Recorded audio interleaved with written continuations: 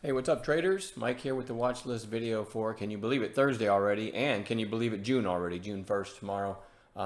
Gap down on the SPY, narrow range on the SPY, and closed about where it opened, which that's not the ingredients for a great trading day. Hang on, I got extended hours on here.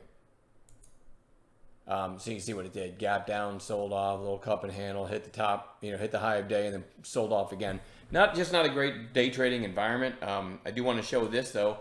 Kevin P called CXAI second mouse through 1150, which right about where that arrow is. You had the earlier high of day above, and you had yesterday's high above that. And half number and whole number inflection points were in play, and the thing just absolutely ripped. So as usual, Kevin P makes the highlight video. That was my favorite call of the day. And I'm going to go right into, let's go to the daily here, what we're watching for tomorrow. CVNA, it's kind of a big list actually. Let me zoom in a little bit here. Carvana, just kind of a quiet day today after the attempted breakout yesterday. We did have a gap down though, so you do have some longs kind of caught here. So I'm not in love with it, but it's worth keeping an eye on. A lot of shorts in the name.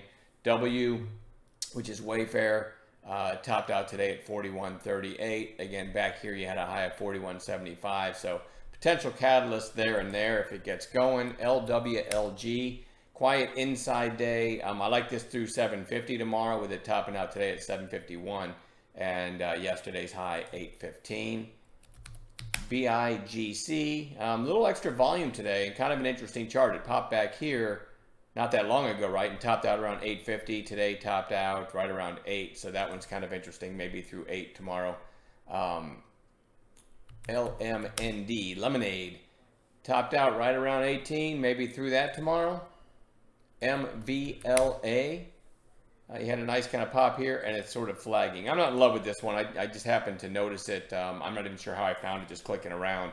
I'm not sure if it should even be on the list, but ATTO has been thrown into the AI space. Speaking of which, AI itself has not reported yet. They're supposed to report after hours, so I think that's going to be a huge factor on all of the AI plays tomorrow, which I have a few on the list, so keep that in mind. It kind of depends on AI, but anyway, today you had an inside day with yesterday's big rip. So if the AI plays are in play tomorrow, that one's interesting. Same with GSIT, maybe back through 6 tomorrow. Again, with the AI caveat. IDAI was on watch today because of the chart looked like that. So I like the chart. Absolutely ripped today. Topped out right around 3. Again, another AI play that's going to depend on AI itself tomorrow. QBTS, really strong move from 50 cents to $1.72. Then it sold off yesterday and then gapped down a little bit today, but kind of found equilibrium, if you will. So I'm going to put that on bounce watch for tomorrow. We'll see. Only with an A+ setup. MRVL.